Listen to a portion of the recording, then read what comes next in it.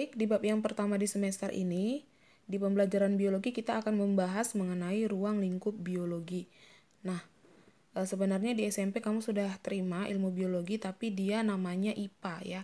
Jadi di dalam IPA itu sebenarnya sudah belajar biologi, fisika, dan juga kimia. Nah, jadi IPA ini adalah salah satu, jadi biologi ini maksud saya itu adalah salah satu cabang dari ilmu IPA. Nah, di SMA ini IPA itu sudah dipecah menjadi 3. Jadi ada pembelajaran biologi, ada pembelajaran fisika, dan ada pembelajaran kimia. Nah, jadi hari ini kita akan bahas mengenai hal-hal yang dibahas di dalam pembelajaran biologi itu dengan judul ruang lingkup biologi. Nah, dengan membaca judul ini kamu pasti muncul beberapa pertanyaan di benakmu. Nah, di sini saya buat ada 2 pertanyaan yang mungkin akan ada di benak kamu. Yang pertama mengenai apa sih itu biologi gitu ya. Lalu yang kedua itu kenapa kita harus belajar biologi. Nah, jadi biologi ini berasal dari dua kata bahasa Yunani. Apa itu? Yaitu bios dan juga logos. Nah, bios artinya life, logos artinya knowledge. Jadi, life itu bios artinya hidup, logos knowledge itu artinya pengetahuan.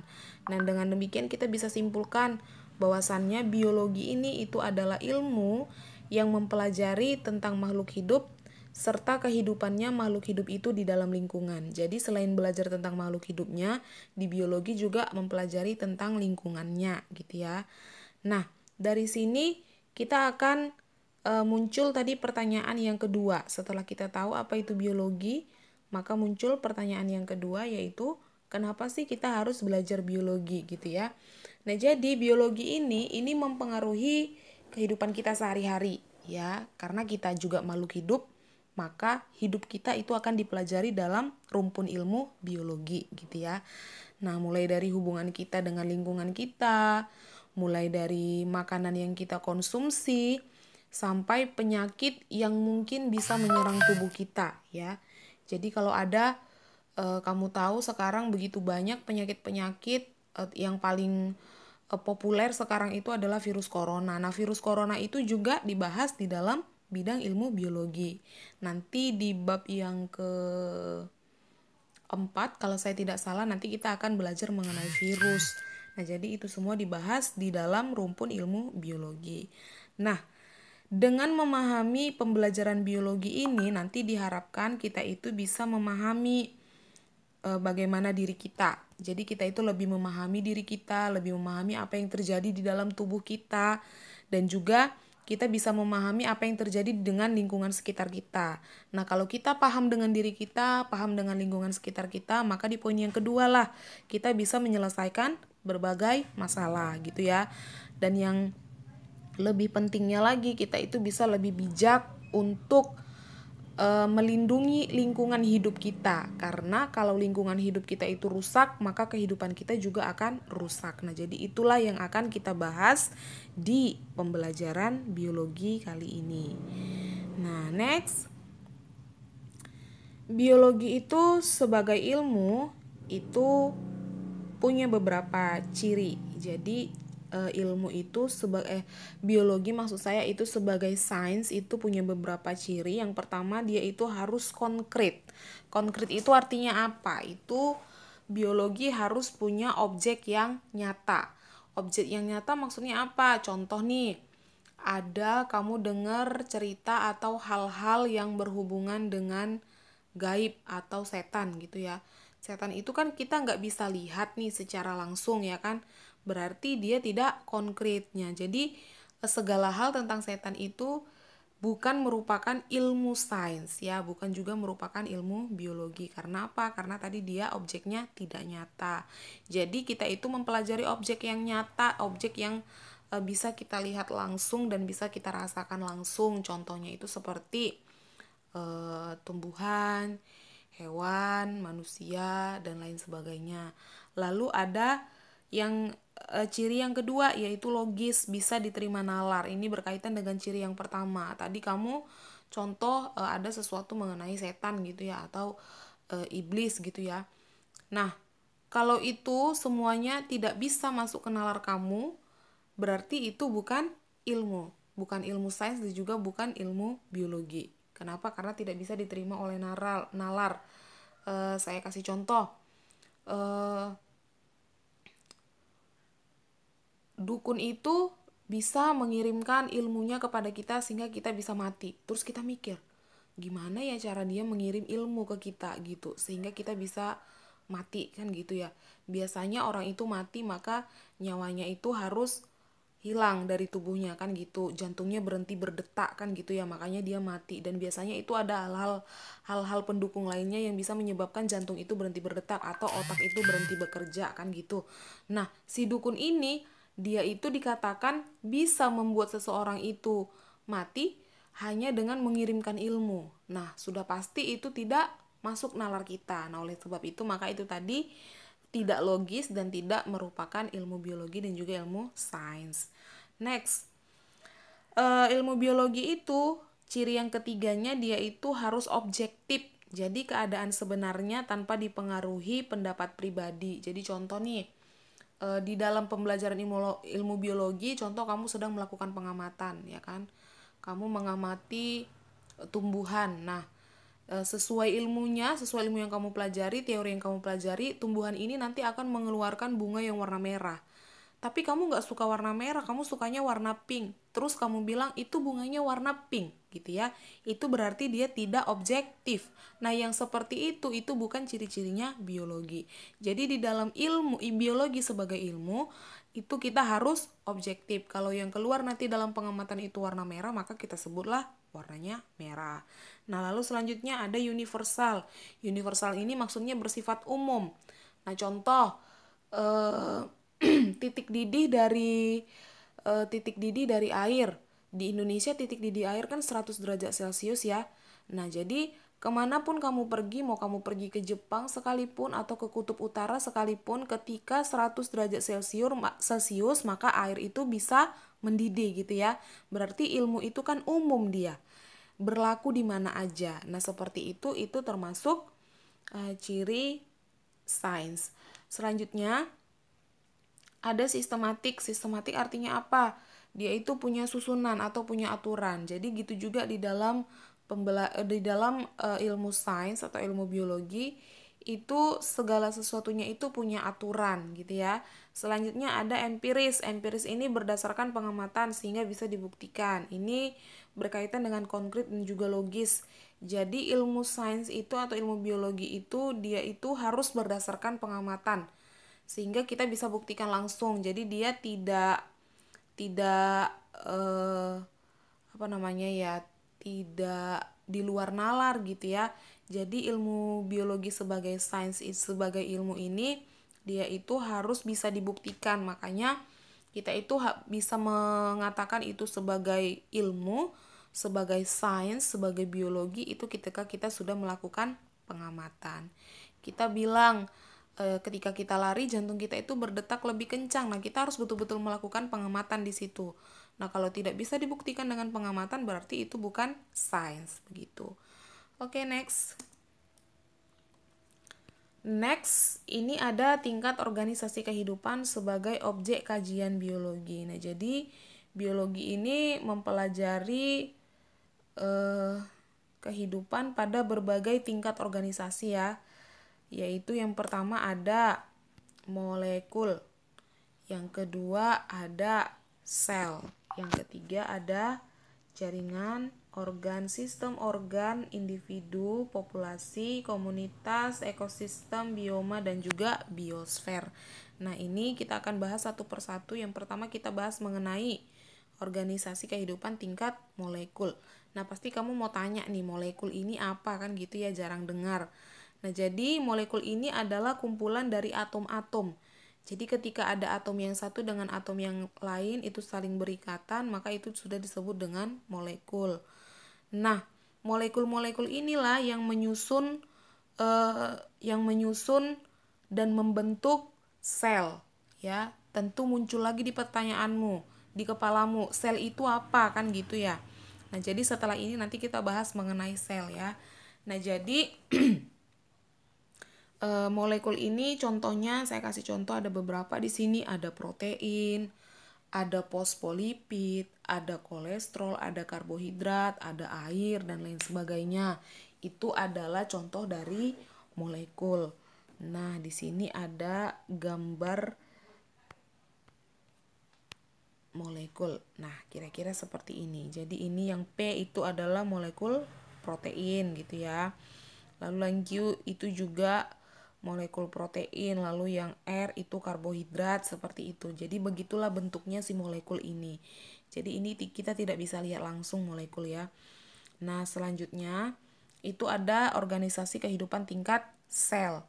Nah, jadi tadi di molekul dibahas bahwasannya molekul inilah yang akan menyusun yang namanya sel gitu ya. Jadi sel ini apa? Sel itu adalah unit terkecil penyusun tubuhnya makhluk hidup. Jadi kalau saya jari tangan saya ini saya iris aja kulitnya sedikit aja saya iris, itu kalau saya lihat di bawah mikroskop itu akan terlihat di situ sangat banyak sekali sel, ada ribuan sel. Artinya tubuh saya ini semuanya itu sebenarnya tersusun dari sel, tapi dia ada triliunan sel ya. Begitu juga dengan si tumbuhan dan juga hewan. Jadi tubuhnya itu kalau daun itu ya atau batang kita iris sedikit aja, itu kita lihat di bawah mikroskop, di situ sudah ada ribuan sel gitu ya. Nah, jadi makhluk hidup itu tubuhnya itu tersusun dari sel. Jadi sel yang satu berkumpul menjadi banyak, itu akan menyusun membentuk tubuhnya si makhluk hidup. Nah, selnya itu tadi tersusun dari molekul gitu ya.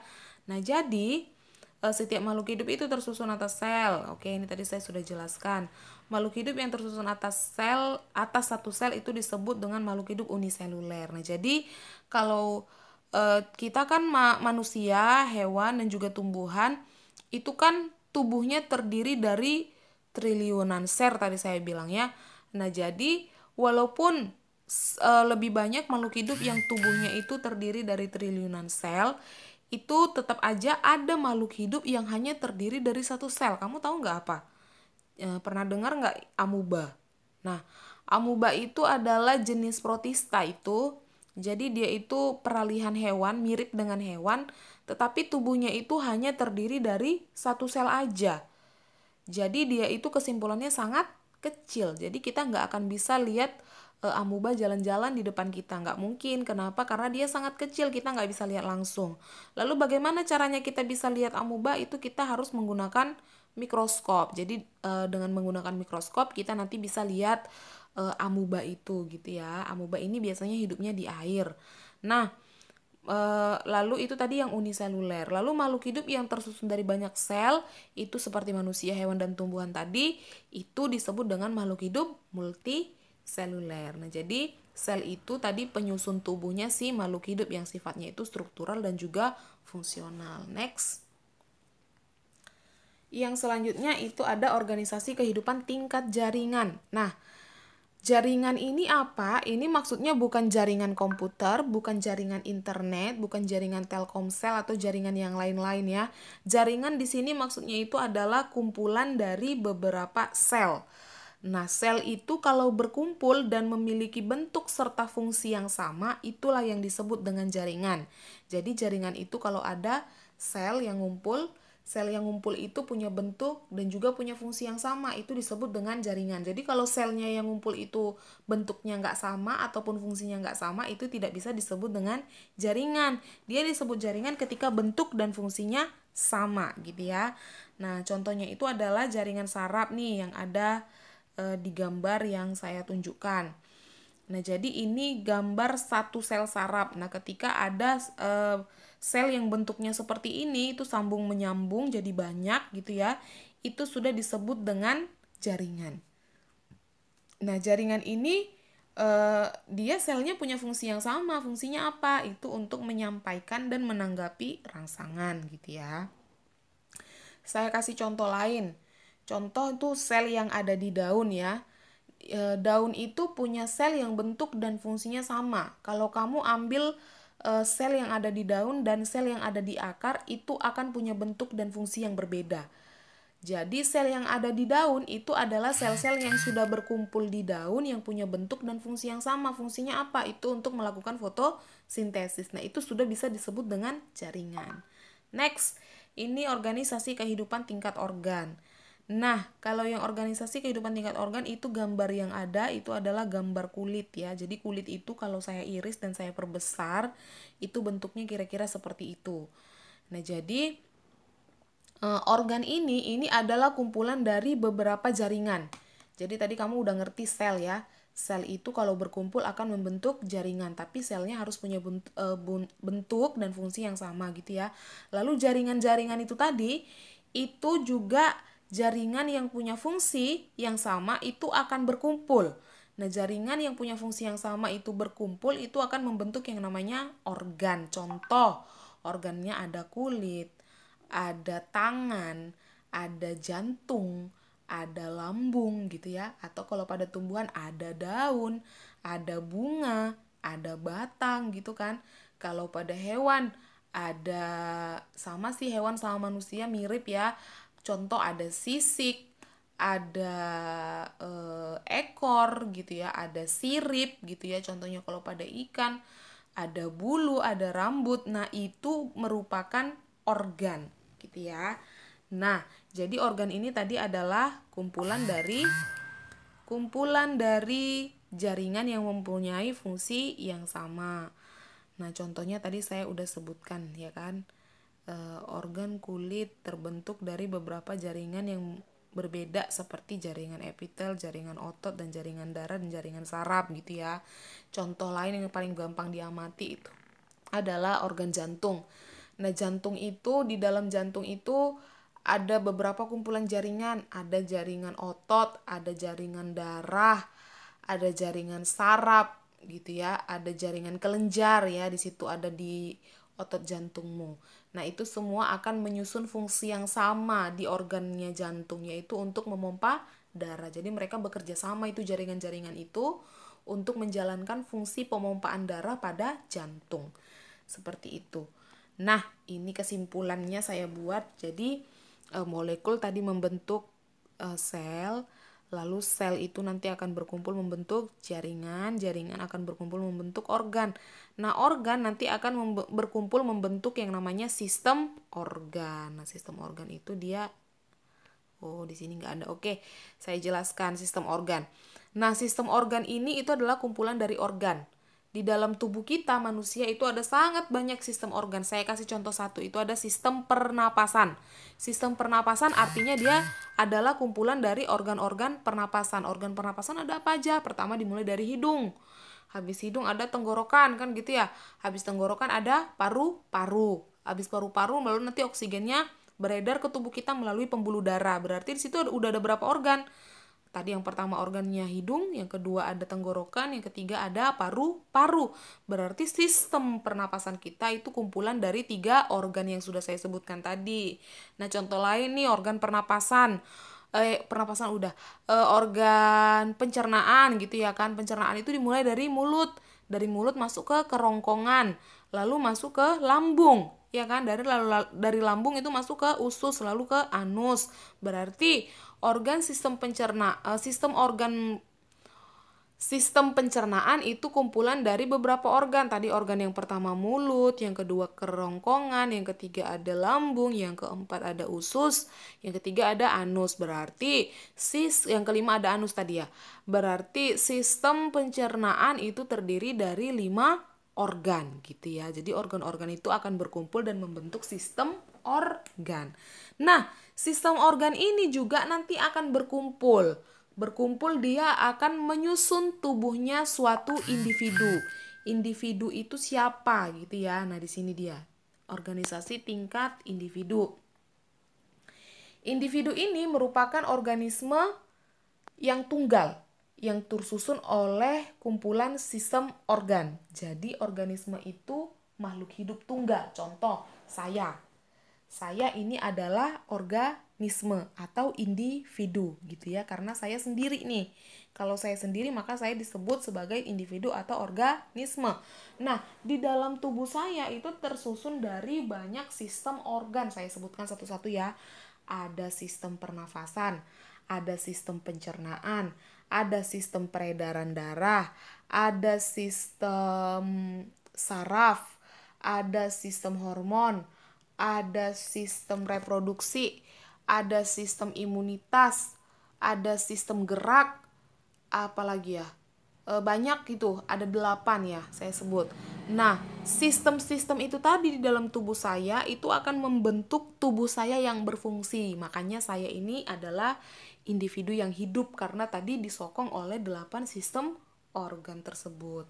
Oke, lalu adanya berbagai sistem organ dan fungsinya berbeda membuat satu individu dapat melakukan hidupnya dengan baik. Nah, ini tadi saya sudah jelaskan. Nah, contohnya apa? Tadi saya udah sebut ya, seorang manusia. Kamu bisa buat contoh itu seekor harimau. Atau kamu bisa buat contoh seekor ikan gitu ya. Atau kamu bisa buat contoh satu tanaman rambutan atau satu tanaman mangga gitu ya, itu termasuk individu. Nah, selanjutnya kalau individu itu tadi berkumpul, contoh di ruangan kelas, di situ kan ada biasanya berkumpul beberapa individu ya, beberapa manusia gitu ya. Contoh ruangan kelas kita nanti akan berkumpul, di situ ada 5 orang manusia gitu ya. Nah, itu sudah disebut dengan populasi. Jadi populasi ini apa? Ini adalah kumpulan dari individu atau spesies atau organisme yang sejenis. Ingat di garis bawah ini harus sejenis. Kalau nggak sejenis berarti dia bukan populasi. Contoh di dalam suatu ruangan ada manusianya 1, ada kecoa 1 ekor, ada tikus 1 ekor. Nah, itu nggak bisa disebut dengan populasi, berarti itu masih individu karena dia sendiri-sendiri gitu ya. Nah, tapi kalau di dalam satu ruangan itu ada 10 orang manusia, berarti kan sejenis nih. Nah, itu bisa disebutlah dia dengan populasi. Next, dalam populasi terjadi interaksi atau hubungan antar spesies. Hubungan tersebut bertujuan untuk menjalankan fungsi hidupnya seperti melakukan perkawinan, berkembang biak, perlindungan, dan lain sebagainya gitu ya. Jadi dia membentuk suatu hubungan satu sama lain di dalam suatu populasi. Contoh, tadi saya udah sebut nih. Contoh itu ada di gambarmu, ada rumput, populasi rumput, lalu ada populasi bebek. Pokoknya dia harus sejenis. Next. Nah, ini tadi, ini kesimpulannya. Jadi dari individu, kalau satu individu, satu orang itu adik-adik berkumpul jadi banyak gitu ya, sekelompok orang itu sudah disebut dengan populasi. Nah, next. Selanjutnya itu ada komunitas. Nah, komunitas ini apa? Ini adalah kumpulan dari populasi yang saling berinteraksi. Kamu bisa lihat tuh di gambar. Kumpulan populasi yang saling berinteraksi. Nah, di gambar itu ada rumput, ya kan? Rumputnya banyak, berarti populasi rumput itu. Lalu ada kerbau. Kerbaunya juga banyak, berarti populasi kerbau. Nah, antara rumput dan kerbau itu punya hubungan nggak? Punya ya. Kerbaunya memakan rumput, berarti rumput dan kerbau itu menjalin suatu hubungan, gitu ya.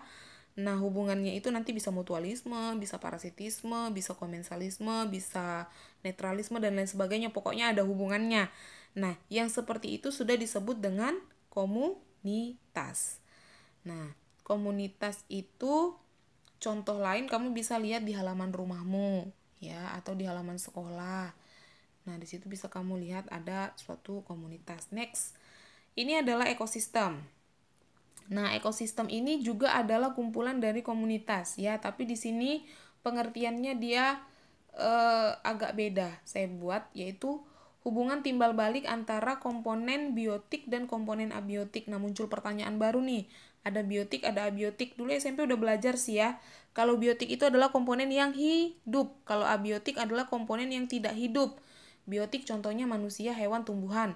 Kalau abiotik itu contohnya lingkungan kita, yaitu termasuklah air, cahaya matahari, udara, kelembapan gitu ya. Apalagi ya?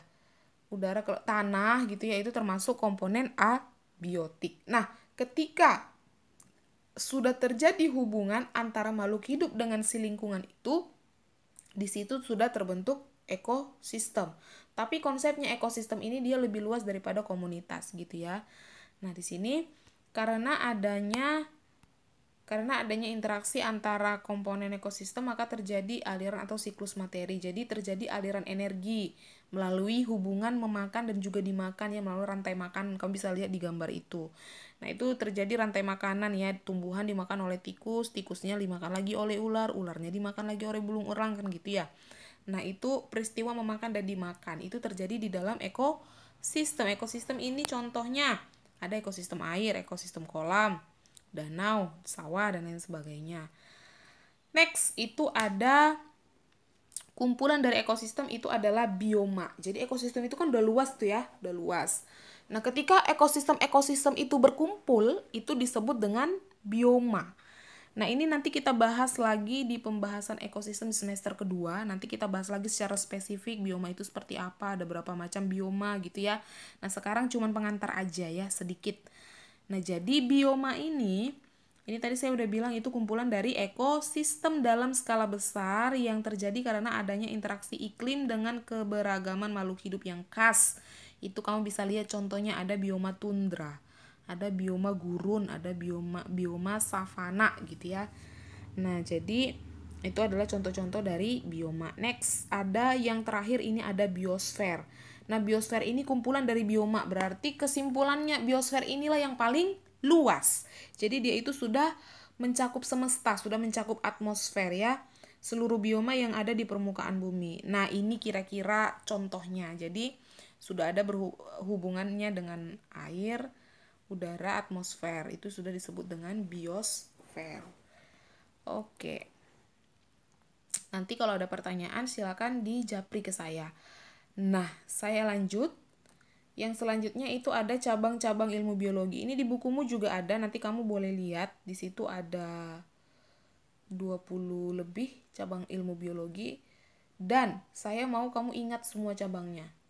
Maksud saya nggak perlu dihafal banget, pokoknya kamu tahu genetika itu, oh genetika itu ilmu tentang pewarisan sifat gitu. Kalau sitologi ini ilmu tentang sel, kalau botani itu ilmu tentang tumbuhan, kalau zoologi ilmu tentang hewan, kalau histologi ilmu tentang jaringan. Nah, kenapa saya katakan ini sangat perlu kamu ingat?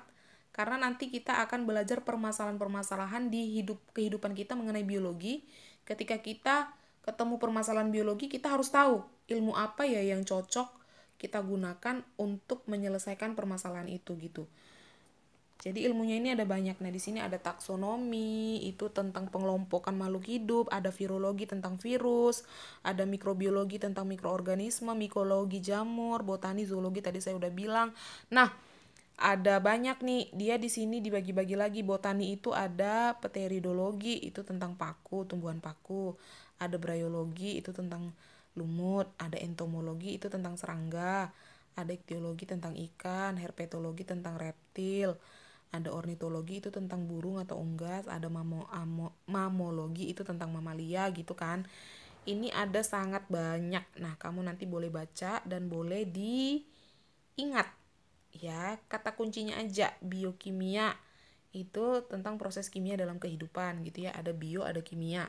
Bio tadi kan kehidupan tuh, kimia itu ya kimia, berarti proses kimia dalam kehidupan gitu cara ngingatnya ya.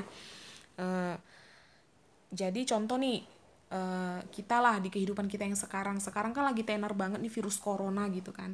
Nah, dari situlah virus corona, berarti ilmu apa yang kita bisa pelajari ya untuk menyelesaikan permasalahan virus corona ini. Tadi ada virologi. Selain virologi kan mempelajari tentang virus, berarti kita pakai ilmu virologi nih untuk menyelesaikan virus corona. Selain virologi apalagi? Ada sitologi yang mempelajari tentang sel. Kenapa? Karena virus itu dia itu akan menginfeksi langsung sel kita gitu. Jadi selain kita belajar virologi, kita harus belajar sitologi gitu. Apalagi selain itu, selain virologi, sitologi, ada histologi juga bisa kita pakai. Ada banyak nih, taksonomi juga bisa dipakai gitu ya. Dan lain-lain sebagainya. Jadi nanti saya akan kasih kamu tugas beberapa permasalahan biologi dan kamu harus bisa tahu ilmu apa yang bisa kamu pakai untuk menyelesaikan permasalahan itu gitu. Nah, next ini juga masih cabang ilmu biologi ya. Kalau bioma itu cabang ilmunya ada biologi tropis. Kalau kita belajar tentang ekosistem itu ada cabang ilmu ekologi, biologi laut gitu. Ini masih tentang cabang ilmu biologi. Nanti kamu cari tahu dong, sitologi itu apa, histologi itu apa, organologi itu apa gitu ya, dicari tahu semuanya. Nanti ketika kita punya kesempatan saya akan tanyakan secara langsung ini, oke? Jadi silahkan mempersiapkan diri. Nah selanjutnya ini ada pengembangan karir berbasis ilmu biologi. Dengan menggunakan ilmu biologi, kamu itu bisa jadi dokter, bisa ahli gizi, ahli ekologi, guru seperti saya atau dosen biologi, bisa juga jadi editor, tapi khusus dalam bidang ilmu biologi gitu ya. Bisa jadi terapis, bisa jadi peneliti, bisa jadi ahli botani, ahli zoologi, botani tadi ilmu tentang tumbuhan, berarti bisa jadi ahlinya tumbuhan. Bisa juga jadi ahlinya hewan gitu ya, bisa jadi dokter tadi ya, dokter hewan gitu. Oke, next ini manfaat ilmu biologi. Nanti kita akan bahas lebih jelasnya ini. Ada di bidang pertanian, ada di bidang peternakan, bidang kesehatan, ada juga bidang industri. Nah, ini tadi ya. Dengan mempelajari biologi itu diharapkan kamu bisa memecahkan berbagai permasalahan. Bisa memecahkan permasalahan pangan, sandang, papan, energi, lingkungan, kesehatan, dan sosial. Jadi kenapa? Karena tadi ilmu biologi itu punya cabang yang sangat luas. Jadi sebenarnya kalau kita memahami ilmu biologi ini, kita bisa memecahkan permasalahan ini tadi.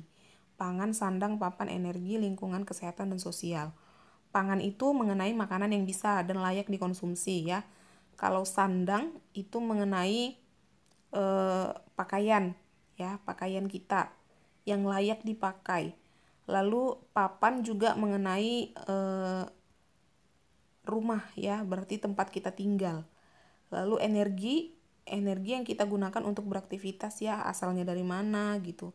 Bagaimana supaya energi itu tetap diperbaharui supaya kita nggak kehabisan gitu ya. Lalu lingkungan, kesehatan, dan juga sosial, itu manfaat yang pertama. Manfaat yang kedua, bisa meningkatkan kesejahteraan hidup. Ya iyalah ya kan, kalau masalah-masalah yang di atas ini tadi, pangan, sandang, papan, ini energi sampai sosial, itu sudah diselesaikan, pasti kita hidupnya lebih sejahtera gitu ya. Oke, next. Ini manfaat yang di bidang pertanian. Nah, biasanya kalau manfaat cabang ilmu biologi ini itu akan membahas bagaimana supaya kalau di bidang pertanian itu untuk memperoleh bibit yang unggul, jadi bibit yang lebih baik dari bibit-bibit yang sudah pernah ditemukan sebelumnya gitu ya. Nah, jadi penemuan bibit unggul dan pola pemupukan yang sesuai dapat meningkatkan produksi pertanian. Jadi itu caranya bagaimana, itu kita bisa pelajari di bidang ilmu biologi. Berarti ilmu apa ya kita bisa gunakan di sini? Ada botani, ada agronomi. Banyak ya, nanti kamu boleh cari tahu. Lalu melalui rekayasa genetika dapat diciptakan jenis tanaman budidaya yang mampu menghasilkan insektisida sendiri. Jadi kita nggak perlu semprot insektisida, dia sudah punya insektisida sendiri gitu ya. Contohnya apel, pir, kol, brokoli, kentang, dan lain sebagainya. Next, ini melalui teknik kultur jaringan. Nah, jadi kultur jaringan itu adalah salah satu terobosan dari bidang pertanian itu yang merujuk ke ilmu biologi ya. Jadi dengan kultur jaringan itu kita bisa buat menghidupkan suatu tumbuhan dari organ-organ tertentu. Contoh, kita budidayakan daunnya. Daun itu akan tumbuh menjadi tumbuhan yang baru. Jadi kita bisa budidayakan dari daunnya, dari batangnya, dari akarnya, dari pucuknya, dari bijinya, dari buahnya, dari bunganya. Itu kita bisa budidayakan. Nah, yang seperti ini disebut dengan teknik kultur jaringan. Nah, sekarang ada juga nih yang lagi tenar, hidroponik. Pernah dengar nggak? Nah, hidroponik itu juga salah satu terobosan biologi di bidang pertanian. Jadi, kalau kita contohnya di lingkungan kita itu tanahnya sedikit gitu ya, tanahnya sedikit, kita masih tetap bisa bercocok tanam, yaitu dengan cara menumbuhkan tanaman di air gitu ya. Jadi kita nggak perlu tanah lagi, dengan air kita sudah bisa menumbuhkan tanaman, itu namanya hidroponik. Nah, next ini di bidang bioteknologi. Nah, di bidang bioteknologi yang bisa lihat tuh ada tempe, ada oncom, ada berbagai macam, ada kecap, ada anggur. Nah, itu adalah produk-produk dari hasil bioteknologi ya. Bioteknologi ini apa? Itu adalah pemanfaatan jenis mikroorganisme dalam suatu industri, bisa industri pangan, bisa industri yang lain yang nantinya itu akan memiliki nilai ekonomi yang tinggi. Jadi pembuatan tempe itu merupakan salah satu hasil dari ilmu bioteknologi ya. Jadi di situ kamu nanti akan membudidayakan jamur. Jamur itulah nanti yang akan membentuk si tempe ini tadi. Nah, jamur itu adalah ilmunya sih, itu adalah bagian yang dipelajari dalam mikroorganisme jamur ya. Next, itu ada di bidang kedokteran. Nah, tentu aja lah ilmu biologi itu sangat banyak perannya di bidang kedokteran.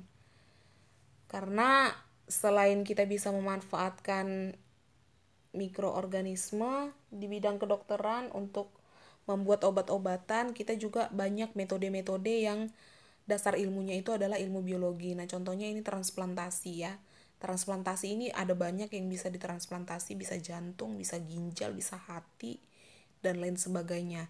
Transplantasi itu artinya apa? Itu adalah pemindahan ya, pencangkokan dari organisme yang satu ke organisme lain. Contoh nih, ada suatu makhluk hidup yang ginjalnya itu rusak. Jadi ada makhluk hidup, kita kan bisa nih hidup dengan satu ginjal. Nah, jadi ginjal dari organisme lain itu bisa dipindahkan ke organisme yang satunya. Itu disebut dengan transplantasi.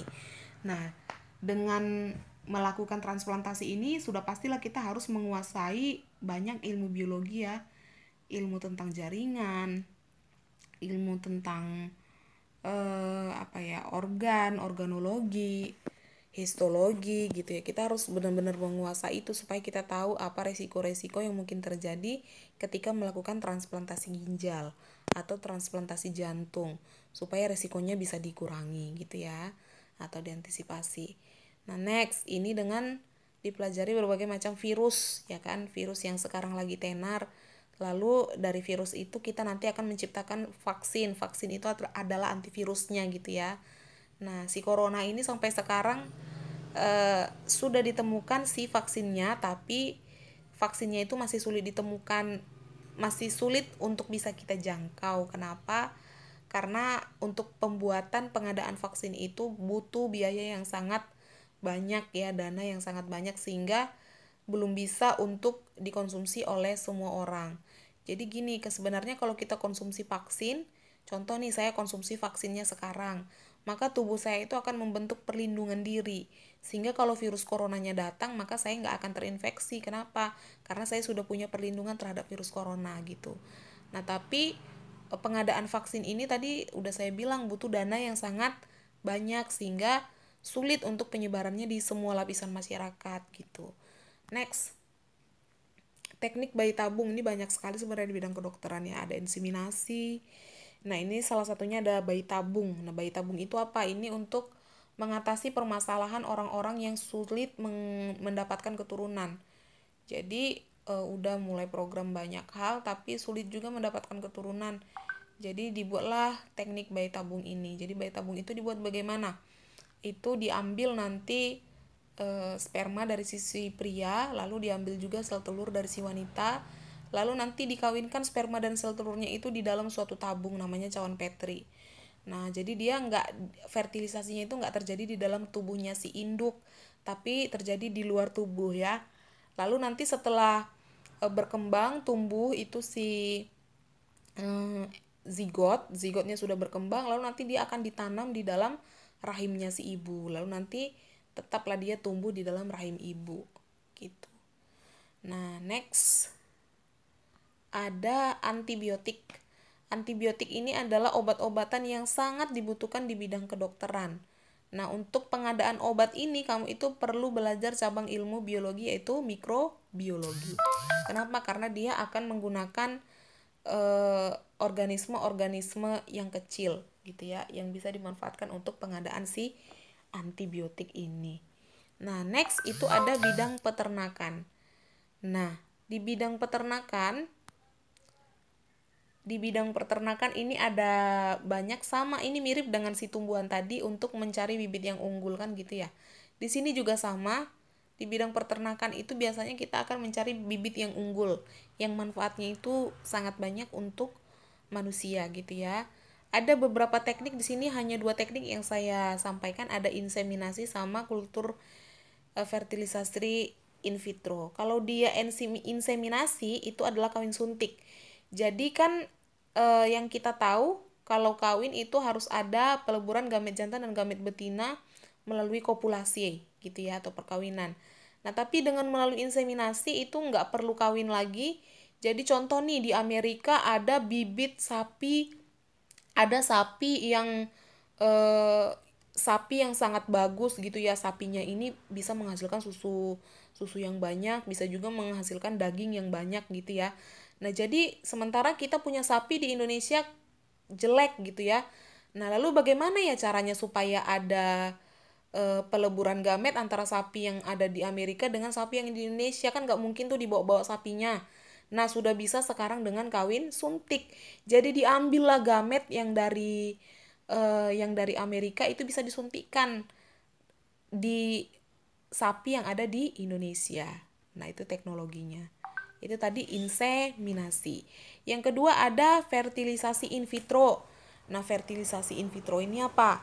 Ini untuk penghasilan embrio yang unggul. Dihasilkan di luar uterus, berarti dia perkawinannya itu ada di luar tubuhnya makhluk hidup, mirip dengan bayi tabung tadi. Ini terjadi pada hewan. Next. Ada tadi sudah peternakan, sudah kedokteran, lalu sudah juga bioteknologi atau bioteknologi ini mirip dengan industri ya. Lalu ada di bidang pertanian. Oke, berarti sudah selesai pembahasan kita pada hari ini. Jadi nanti kalau ada hal-hal yang kamu rasa menarik dan kamu nggak ngerti, boleh tanya nanti ke saya. Atau mungkin ada hal-hal yang kurang dipahami dari yang saya jelaskan, boleh juga nanti langsung dijapri ke saya. Gitu ya, nanti saya akan jawab atau kita akan berdiskusi. Nah, minggu depan kita akan masuk nih di materi yang ini, metode ilmiah. Tapi sebelum masuk di metode ilmiah, minggu depan kita ada pretest ya. Pretest itu nanti saya akan kasih beberapa pertanyaan di Google Classroom, lalu nanti kamu jawabnya itu rebutan. Jadi siapa yang cepat dia yang dapat poin. Nah, di pretest itu nanti yang saya tanyakan itu adalah mengenai pembelajaran yang sudah kita pelajari hari ini. Jadi dari yang pertama tadi apa itu? Pengertian biologi sampai ke manfaat biologi. Itulah nanti yang akan saya tanyakan. Jadi silakan persiapkan diri. Jadi nanti poin yang kamu peroleh dari kuis itu nanti saya akan tambahkan untuk penilaian harian. Jadi bisa membantu nilai di penilaian harianmu. Oke, terima kasih, demikian penjelasan saya pada hari ini. Bila ada pertanyaan jangan lupa tanya ke saya. Terima kasih, selamat pagi, salam sehat.